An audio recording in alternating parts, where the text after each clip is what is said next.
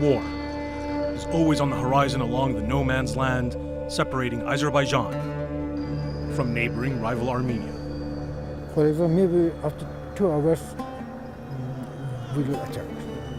Maybe after 1 hour Armenians will do something, use artillery or other weapons.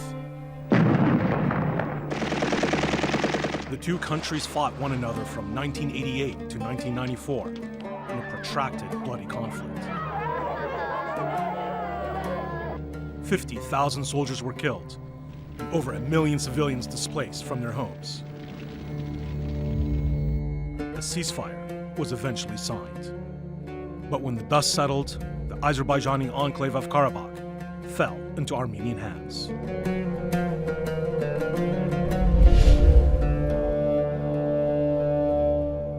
I'm Oubai Shahbandar. My crew and I spent a year traveling to various parts of Azerbaijan and the front lines between it and Armenia in order to better get to know a region and a conflict often misunderstood by the outside world. The word Qarabagh in Turkic means black orchards. The color black in this culture denotes beauty and good fortune. But one night stands out as truly a dark moment in Azerbaijani history. Yasman has never forgotten her roots. She remembers vividly what life in her hometown Khojaly was like before the war changed everything. 1992 yıl Khojaly faciəsi, həmin o dəhşətli gecə mənim həyatımda ən böyük faciələrdən biridir. Bütün qohum əqrabalarımı, əzlərimi həmin gecədə şəhid verdim. O dəhşətli gecədən əvvəl də Khojalıya çox hücumlar olurdu. Ermənilər kəndimizi top atəşinə tuturdular. Əlbəttə biz Khojalılar inanmırdıq ki, ermənilər bizim torpağımızı alırlar.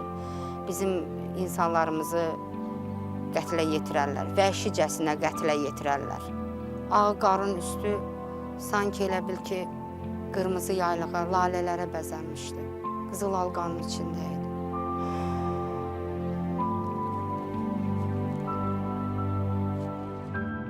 And beneath the Azerbaijan countryside's raw beauty, countless similar stories of tragedy emerged. The Khojaly massacre underscored just how Qarabağ became one of the most fought-over pieces of real estate in the world. Ermənilər daha yaxşı, zəngin şəkildə silahlanmışdılar. O cür müasir silahların qarşısında bizim o quş tüfəngi ilə onlarla mübarizə aparmağımız təbii ki, böyük bir igidlik idi, böyük bir qəhrəmanlıq idi.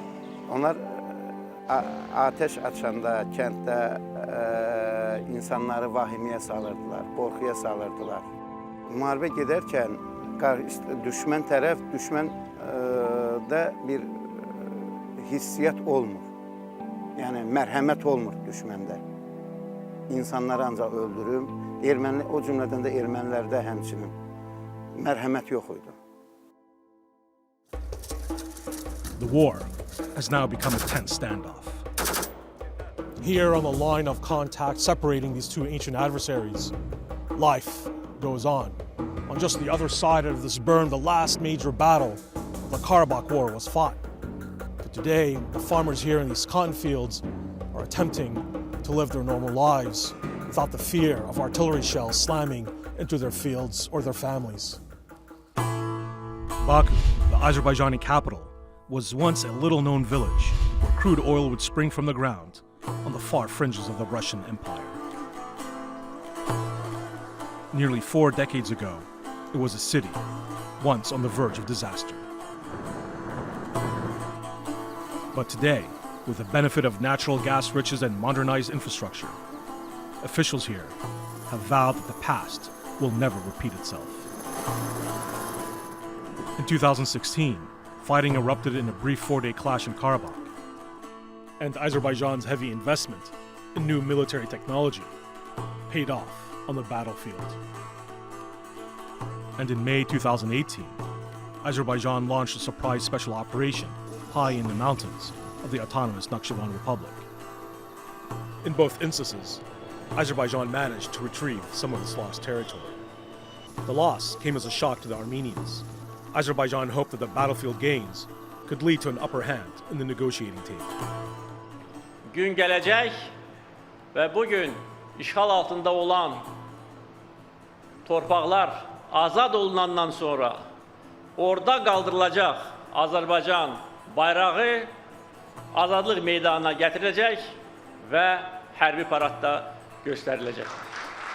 The story from our side is that Azeri military totally unexpectedly began shelling our positions and launched an all-out campaign. They have repeatedly said status quo is unacceptable.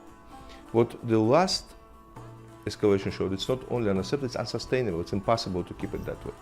So what we mean by change is the beginning of a comprehensive negotiation on a peace agreement, which would be very good. So for instance, Armenian troops begin gradual withdrawal from the occupied territories. Refugees and IDPs return to their dwellings. We resume normal relationship with Armenia.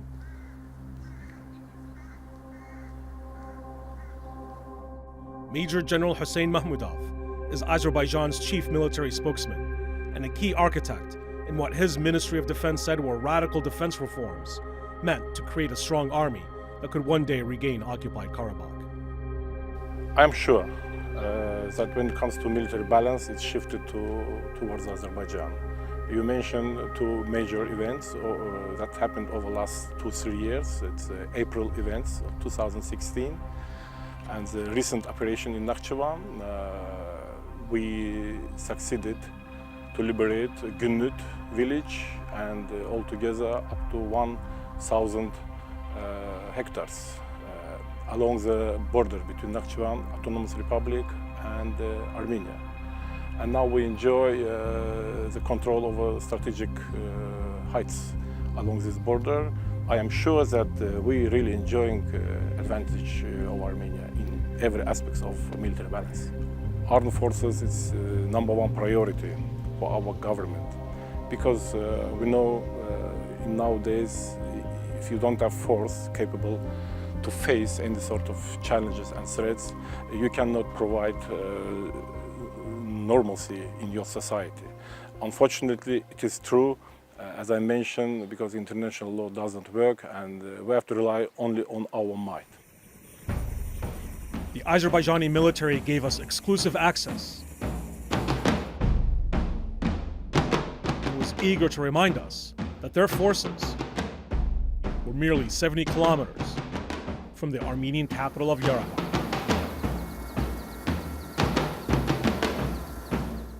But can peace ever prevail here?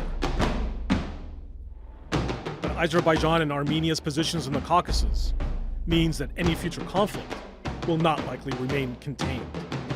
To give you a better idea on how the long simmering conflict between Azerbaijan and Armenia could potentially impact the entire region, we're here at the exact point where Armenia, Turkey, and Iran and Azerbaijan all meet at one point here at the border. As with so many conflicts in this part of the world, this one has its origins in a bitter historical competition for existence. Alexander Dugin is a noted Russian political analyst and a strategist with close ties to the Kremlin. Of Armenians, separatists in Nagorno Karabakh, they have committed ethnic cleansing and they have destroyed and put in exile all Azeris living there before. And while empires come and go, in Azerbaijan, the reverberations of Tsarist Russia and the Soviet Union's remapping of the Caucasus nearly a century ago are still being felt. Как профессиональный историк я совершенно определенно могу утверждать тот факт, что Армения это является искусственным территориальным образованием на Южном Кавказе. Вся политика России в этом регионе была по большому счету имперской или империалистической. С этой целью началось активное переселение армян на Южный Кавказ, чтобы они были социальной опорой российской экспансионистской политики в этом регионе.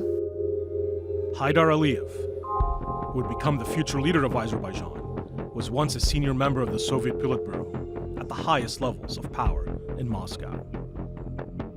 His return to the Azerbaijani enclave of Nakhchivan in 1992 was considered a pivotal moment for Azerbaijan's forces.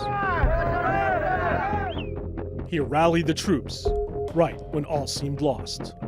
Aliyev would stabilize the home front after months of infighting between competing Azerbaijani factions.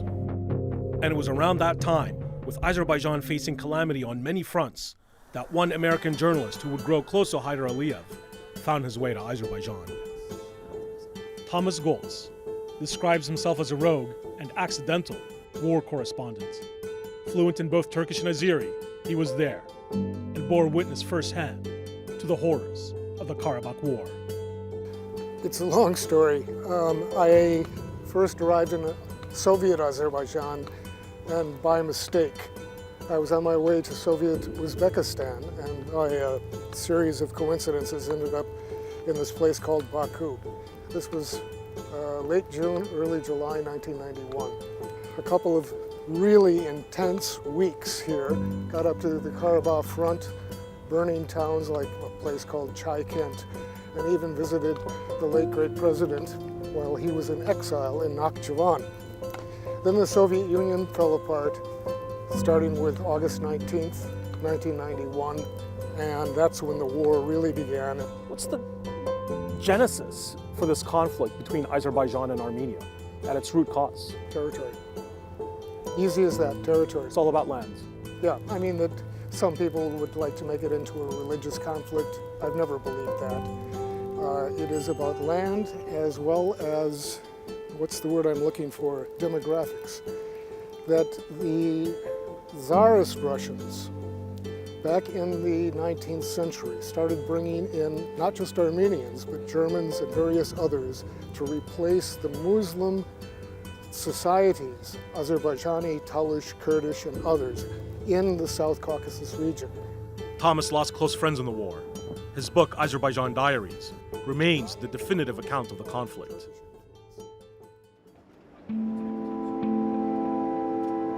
We traveled with Thomas to the small town of Agdam, situated right on the line of contact. It was in this region nearly 30 years ago, where his reporting was amongst the first to reveal to the world the atrocities committed in the Karabakh War. Nobody wanted to believe me. I'm counting bodies, literally counting bodies as they come in. And because I'd been to Khojaly on several occasions prior to this, I knew the survivors as they were streaming in. They weren't lying to me. And when I finally sat down to write this report in shock and managed to get a line out to the Washington Post, nobody wanted to believe me. They said no. Why not? Because the Armenians are always the victim. They're not the aggressor. This has subsequently been proven to be wrong in this instance. In my opinion, the Armenians had a consistent policy of ethnic cleansing. As a reminder of how close we were to the Armenian military positions, we were warned by our guides that it was not safe to stay long. As we interviewed Thomas, we could hear shelling in the distance. I was greeted with a scene of just utter chaos, utter chaos. People were streaming to the snow-covered mountains to get out, or clawing onto our helicopter once we landed. So I spent the night and I did some more research and saw what was happening, but you know, it was chaos. It was chaos, the place was falling. The only question was, how could I get out? How did you get out? Once again, via helicopter, that waiting in despair and getting ready to walk up mountain. We cleared the mountain by something like 5 feet. That's when I decided that I was dead, or right before that. As we approached the mountain, the peak, to get over, I went through this ritual death. I said, you know, you can throw yourself out and lessen the load so that everybody else on board might survive, or you can just pray or whatever. Anyway, we got over. The second helicopter did not. It smashed into the mountain and everybody was killed. abandoned buildings in Agdam stand as a silent testimony to the war. The fate of their previous occupants, unknown. Armenians and Azerbaijanis once lived side by side, lifelong neighbors, now perhaps mortal enemies. Ha geldi ki Füzulizaddan, Ağdamdan 8 tane Ermeni tankı gelir. Deməli o Alpaşadan yenəndə siftə atdılar, top da atdılar, avtomatla da ateş açdılar. Cəmaət da o səsə çıxdı. Yazman is a survivor, but the memories of the Khojaly massacre still haunt her. In 1992, her mother had stayed behind in her village, while Yazman fled with relatives. It was the last they would ever see of one another. Ermənilər mənə nə verdi? Torpağımı əlimdən aldı, evimi aldı, əzizlərimi aldı, valideynlərimi həsrət qoydu. Nə verdi? Mənə xəstəlik verdi. The war with Armenia has displaced tens of thousands of Azerbaijani families, many of whom now live in villages like this on the outskirts of Baku. In one family, 3 generations have been impacted by this conflict, and despite losing so much, they still remain hopeful that one day they can return back to their homeland. The very much local struggles of these families has now become ensnared in a broader geopolitical power play between world powers. Nevertheless, I would say, in order to solve the Karabakh's problem, we need to exclude from it the West. So it is the Iranians are living near, Turks are living near. We are always engaged in this zone. We consider that the zone of our responsibility. Pushing back against Dugin's claims is Matt Briza, a former U.S. ambassador to Azerbaijan, who served as the U.S. co-chair of the Minsk Group, charged with the task of mediating a peaceful resolution to the Qarabagh conflict. Self-evident to me that the South Caucasus are quite important strategically to the U.S., not simply because Russia considers it such a vital region, but because of course, the hydrocarbons, the oil and gas in Azerbaijan, because of also the being an area that's wedged between Russia and Iran, because also the South Caucasus have been a very useful transit point, very helpful into Afghanistan for the United States. Global energy markets are also impacted by this conflict. Europe's energy security will increasingly be reliant on Azerbaijan. The Baku-Tbilisi-Ceyhan pipeline was part of Aliyev's strategy to open Azerbaijan and its vast hydrocarbon resources for export to the West. The Baku-Tbilisi-Ceyhan pipeline is one of the most significant projects of its kind in the world, both in terms of scale and its strategic and economic role. Its completion and operational readiness sends out a strong message. Ilham Aliyev would eventually oversee an even more ambitious project, the European Southern Gas Corridor, which is set to be operational by 2020.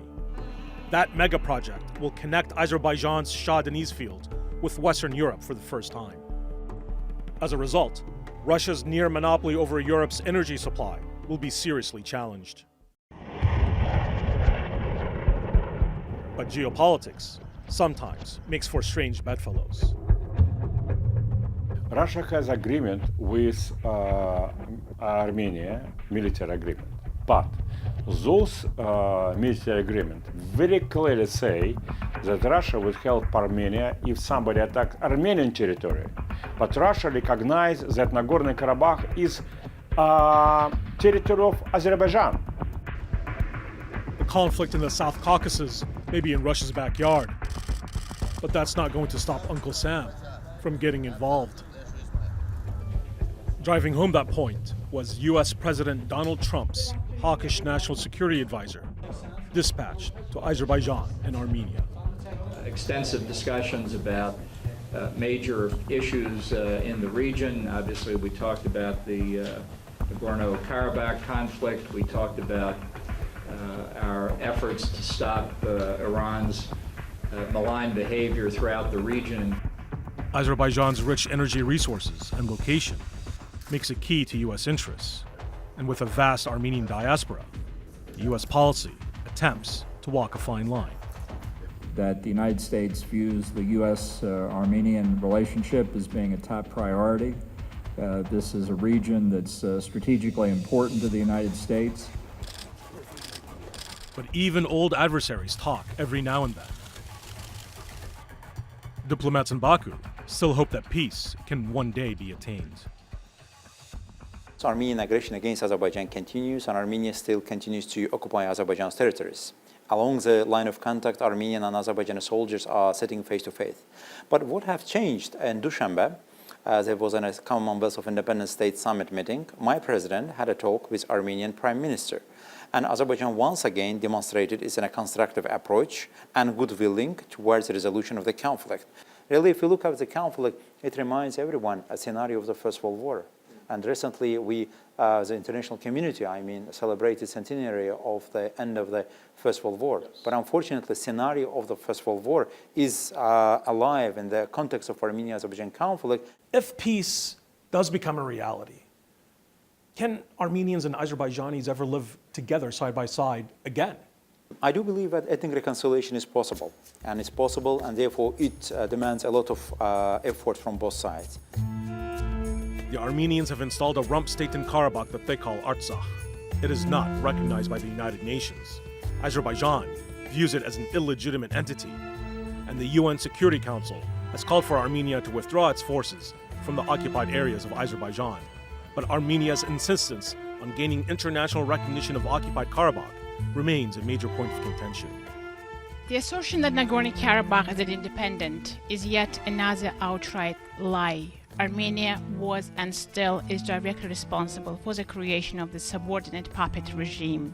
Մենք առանձնահատուկ կարևորություն ենք տալիս Հայաստանի Հանրապետության եւ Արցախի Հանրապետության հարաբերությունների եւ որևէ կասկած չկա այսօրվա այցի արդյունքներով, որ այդ հարաբերությունները կզարգանան բնականոն գնով եւ ձեռք կբերեն նորանոր դրսևորումներ եւ այդ հարաբերությունների արդյունքում իհարկե միանշանակ կուժեղանան Հայաստանի Հանրապետության եւ Արցախի Հանրապետության միջազգային դիրքերը. Nationalist sentiment runs deep and contributes to the impasse. If negotiation, war, military conflict is frozen. But if negotiation frozen, it means that possibility for the military conflicts is open, and this conflict can happen again. But can wartime scars crisscrossing these two lands, bound by history and fate, ever fully heal? Mən heç o kəlməni eşitmək istəmirəm. Mən necə onlarla sülh, mehribançılıq yarada bilərəm? Çünki onlar mənim əzizlərimi gözümün qabağında öldürüblər. When asked whether there is hope about the situation, the war, the relationship with Armenia or between Armenia and Azerbaijan, of course there is. I mean, Germany and France were arch enemies for centuries, and now look at the love affair that's happening between Paris and Berlin. So everything is possible. I don't foresee that happening with Armenia and Azerbaijan anytime soon, but it is possible. However, I'd like to remind you, where does the concept hope come from? It comes from Pandora's box, which was gifted to mankind as a result of the Titans in the Caucasus Mountains, not far from here. And after misery, disease, despair, death, destruction, the gods left mankind one little thing at the bottom of Pandora's box, and that was hope.